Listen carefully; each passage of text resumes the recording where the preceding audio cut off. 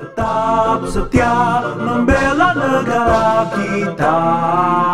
17 Agustus tahun 45, itulah hari kemerdekaan kita.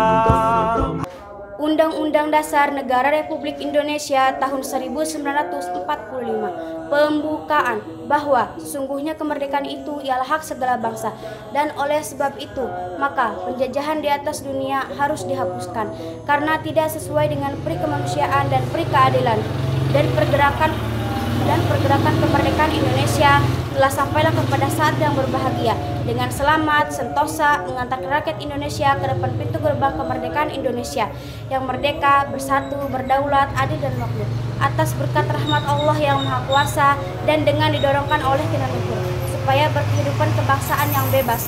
Maka rakyat Indonesia menyatakan dengan ini kemerdekaannya. Kemudian daripada itu untuk membentuk suatu pemerintah negara Indonesia yang melindungi segenap bangsa Indonesia dan seluruh tumpah darah Indonesia, dan untuk memajukan kesejahteraan umum, mencerdaskan kehidupan bangsa, dan ikut melaksanakan ketertiban dunia berdasarkan kemerdekaan, perdamaian abadi, dan keadilan sosial.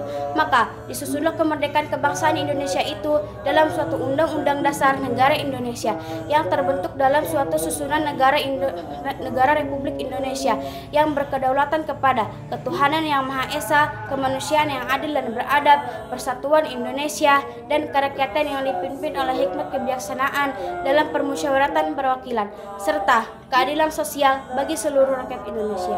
Sekian dari saya. Wassalamualaikum warahmatullahi wabarakatuh.